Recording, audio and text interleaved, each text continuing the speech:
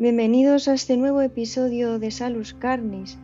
Yo no tengo muchos medios, pero tengo algo que contar y me he decidido a, con los pocos medios que tengo, contar lo mucho que tengo que contar, no porque yo tenga grandes invenciones, sino porque tengo la suerte de dedicarme a los padres de la Iglesia. Me ha tocado un lote hermoso, me encanta mi heredad.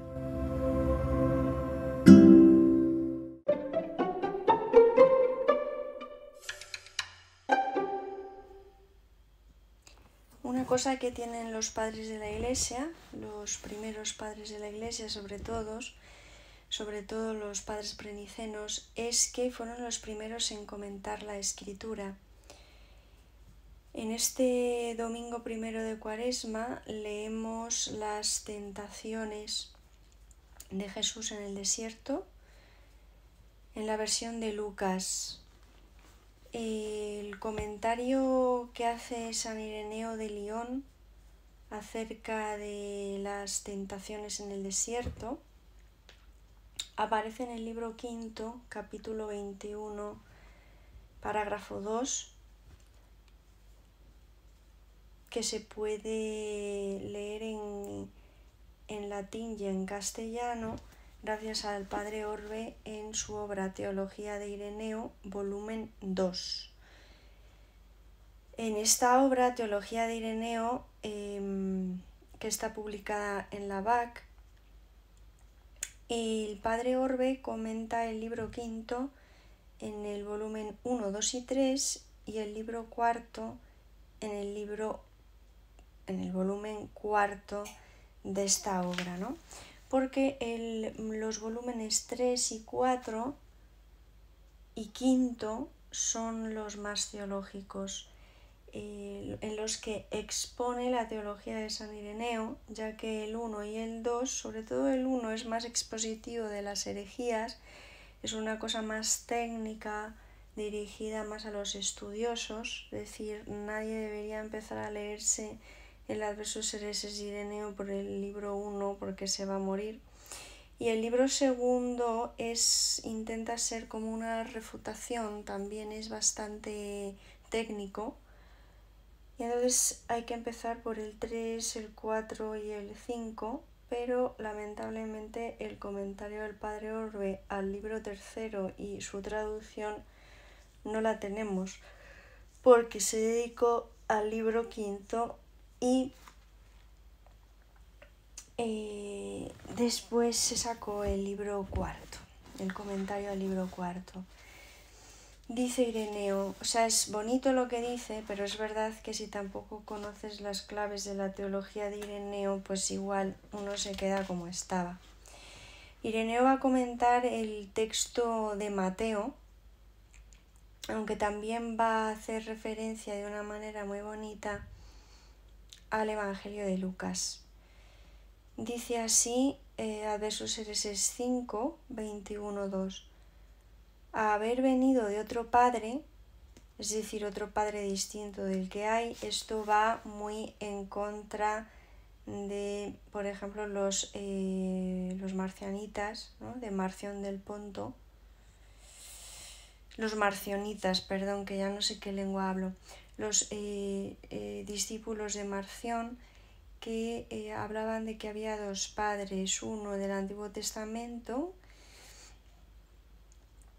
que era envidioso, y otro padre del Nuevo Testamento que era el padre de Jesús. Bueno, es una herejía.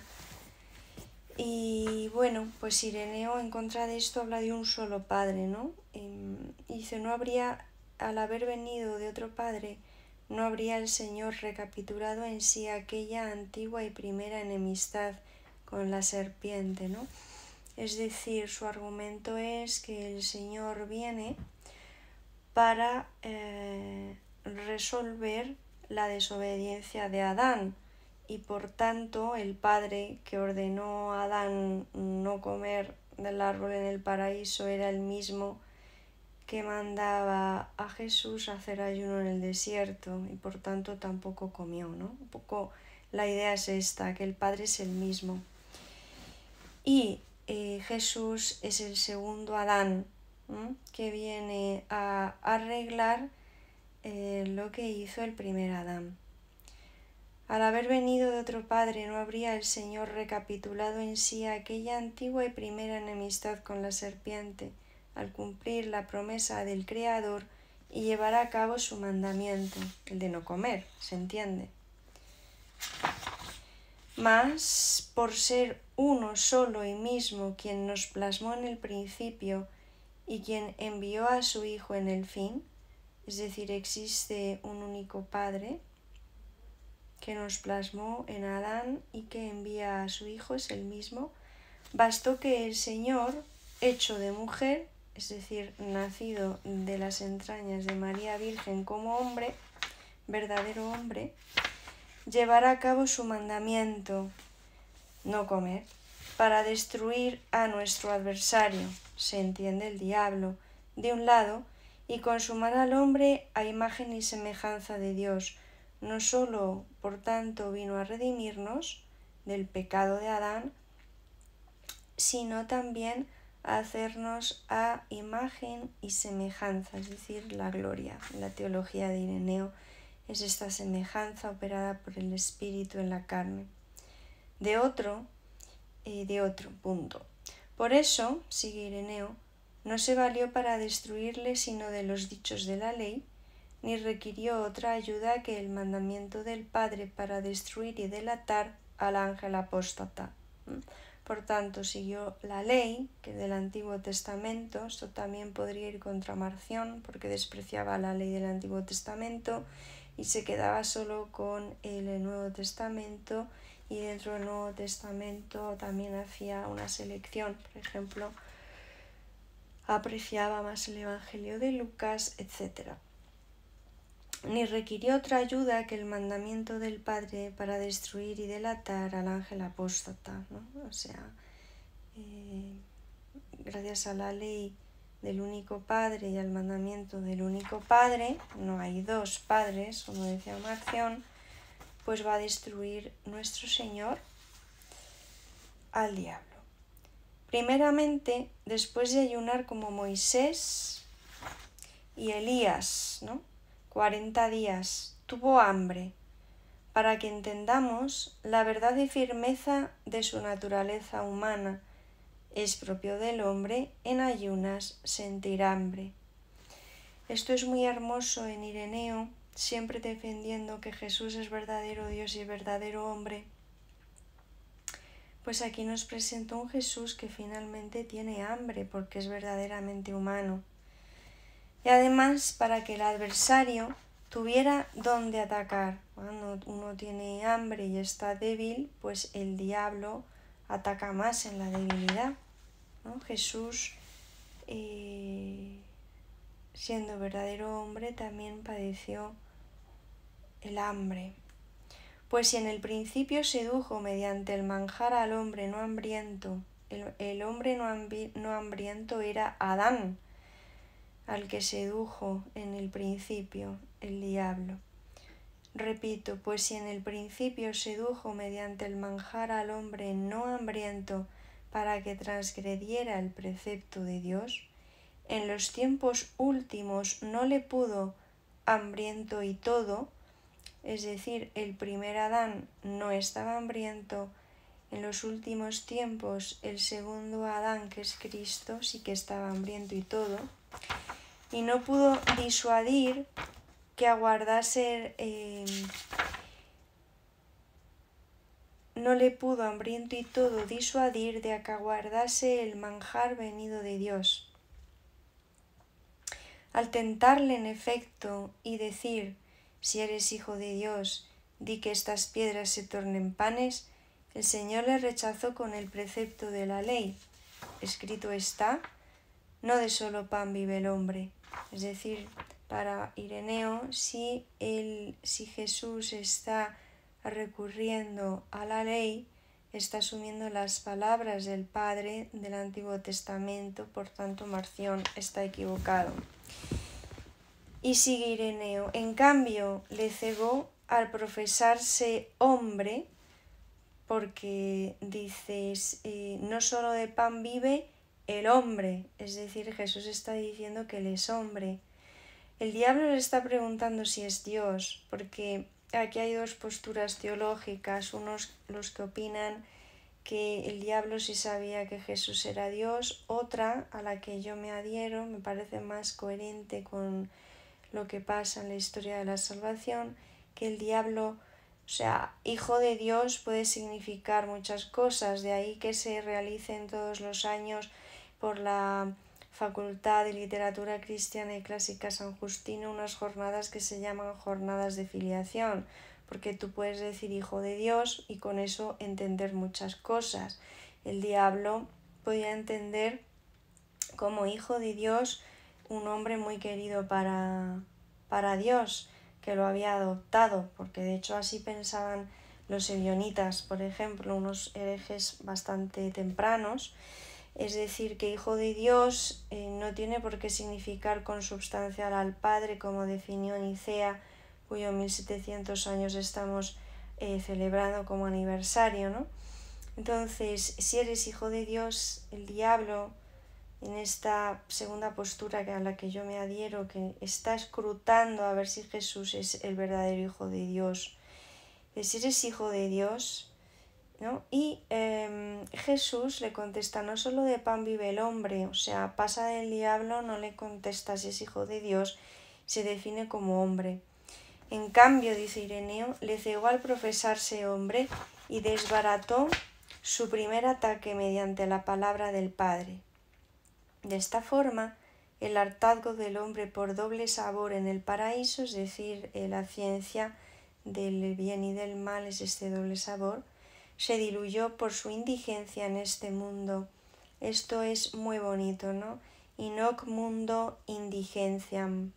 El verbo, el que es rico, se hizo pobre para enriquecernos con su pobreza, ¿no? Este es el valor de aquellos que escogen hacerse pobres por el reino de los cielos, para ser como Jesús. Pobres materiales, pero sobre todo la pobreza de espíritu, una pobreza en la que uno abandona todo, toda voluntad, toda pretensión, todo plan, y lo rinde y lo arroja como las coronas delante del único rey de la vida. Aquel empero, sigue Ireneo, derrotado con la ley, intentaba volver al ataque, es decir, el diablo, echando mano también él de la ley, en mentira. O sea, coge la ley pero en mentira, porque el diablo es mentiroso, siempre tergiversa y combina verdades con mentiras. Le llevó al más alto pináculo del templo. Aquí estamos siguiendo el orden de Mateo, no el de Lucas que leemos este domingo. Le llevó al más alto pináculo del templo y dijo, según Mateo 4:6, si eres hijo de Dios, échate abajo porque escrito está, dice el Salmo 91:11 y siguientes, pues dio a sus ángeles órdenes sobre ti y te levantarán en sus manos, no vayas a tropezar con el pie contra una roca. Este es el salmo responsorial que vamos a leer en la liturgia del primer domingo de esta cuaresma del 2025. Ocultaba mediante la escritura la mentira, esto el diablo, según uso de todos los herejes. Lo de a sus ángeles les dio órdenes estaba efectivamente escrito en él, digo de él, dice Ireneo, escrito de él, pero ninguna escritura decía échate abajo, ¿no?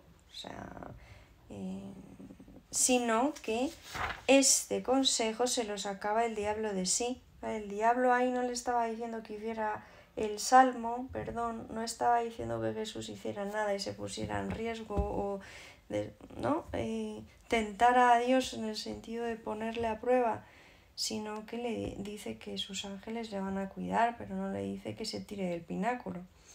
Así que el Señor le confundió con la ley diciendo, Mateo 4:7, está igualmente escrito, Deuteronomio 6:16, no tentarás al Señor tu Dios. Por tanto, otra vez el Salvador hace uso de la ley. Con la sentencia de la ley daba a entender, por lo que hace al hombre, que no debe el hombre tentar a Dios, y por lo que hace a él, es decir, a Jesús, que no tentase al Señor su Dios en el hombre aquel visible, es decir, en su naturaleza humana.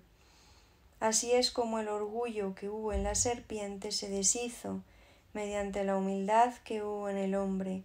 Otra vez esto es muy bonito. Peream que fuit in homine humilitas, ¿no?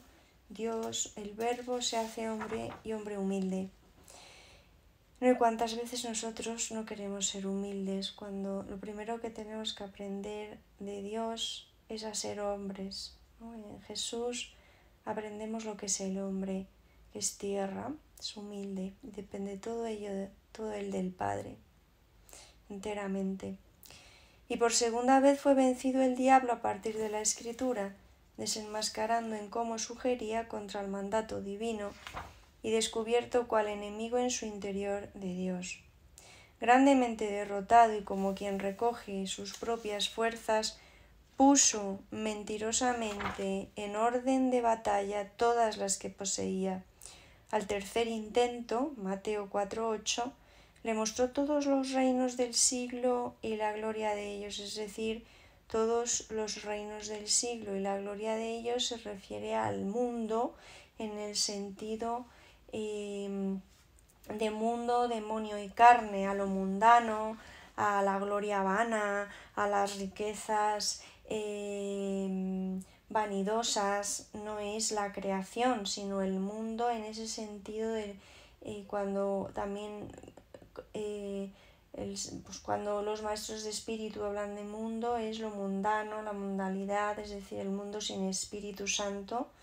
Igual que San Pablo habla de carne en este sentido, cuando habla de no os dejéis llevar por la carne, de la carne sin espíritu, es decir, de la concupiscencia.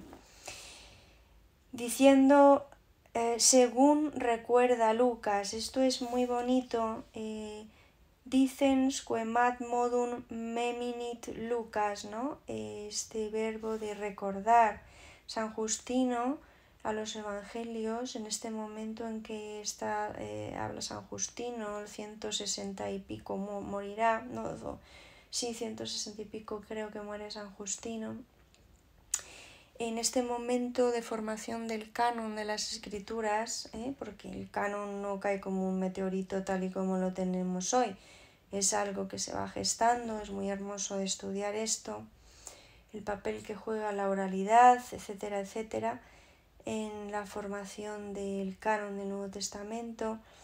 San Justino se referirá a los evangelios como memorias de los apóstoles, los llama así, es bien hermoso, son las memorias realmente de los apóstoles, de aquellos que estuvieron con él, de sus testigos. Es precioso hablar de ellos, de los evangelios como memorias de los apóstoles, y aquí esto pues es una reminiscencia en Ireneo, cuando dice, según recuerda Lucas, ¿no? Y aquí hablar el Evangelio de Lucas 4:6 y Mateo 4:9 dirán algo así como, todo esto te lo daré, dice el diablo, ¿no? Le muestra todos los reinos del mundo, ya que se me dio, y lo otorgo a quien quiero si cayendo en tierra me adorares. Bueno, esto hay que entenderlo. En realidad, ¿quién le ha dado al diablo algo? ¿Acaso le ha dado el mundo Dios? No. Se puede entender que sea el dueño de lo mundano, de la mundanidad, de lo perverso que hay en el mundo. Pero vamos, dice, todo esto te lo daré, ya que se me dio. A él no le ha dado Dios nada. Otra cosa es que él se crea dueño de las cosas y del mundo, pero en sí el diablo no posee nada ni se lo puede dar a nadie como si fuera suyo.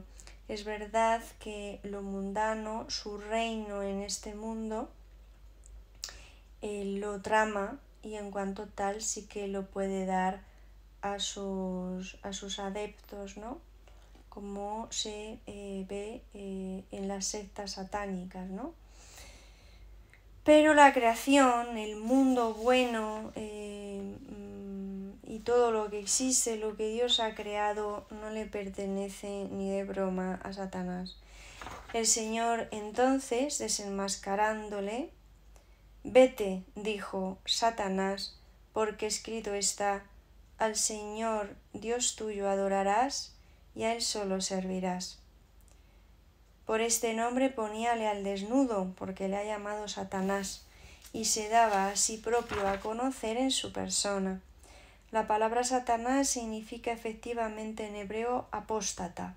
Así pues, con esta tercera victoria sobre él, rechazóle para lo restante de sí, como a legalmente derrotado, y la prevaricación del mandato de Dios habida lugar en Adán, deshízose con el cumplimiento del precepto de la ley que observó el Hijo del Hombre, por no transgredir el mandato de Dios.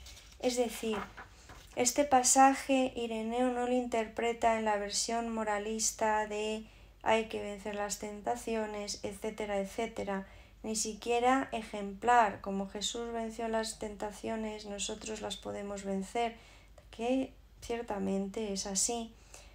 Las interpreta Ireneo en el plano dogmático, que es como primeramente hay que interpretarlas, porque todo lo dicho en la Escritura es figura de Cristo, está dicho para el Verbo, el Hijo.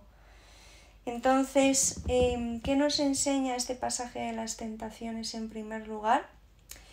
Y algo, pues eso, novedoso que aporta Ireneo, que me parece que pocos vais a escuchar en las homilías, pues es que así como el primer Adán fue vencido por transgredir el mandato de Dios y todo empezó con un mandato de ayunar en el caso de Adán de un árbol, Jesús nuestro Señor deshace en su carne aquello, ¿no?, que había contraído todo el género humano de generación en generación, ese pecado original.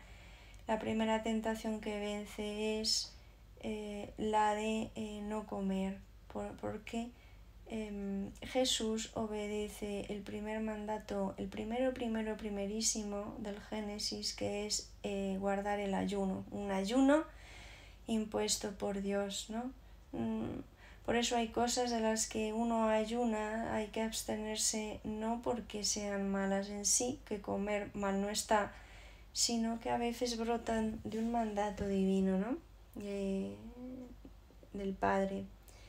Entonces, esta es la interpretación dogmática, por así decir, de este pasaje, que me parecía precioso poder compartir con vosotros, porque normalmente en las homilías vais a escuchar pues, que Jesús es ejemplo, que en Él vencemos las tentaciones, etcétera. Todo ello es verdad, pero a mí me gusta enseñaros pues esto que me parece precioso, un tesoro, y que quizá es más desconocido. Que tengáis un buen primer domingo de Cuaresma.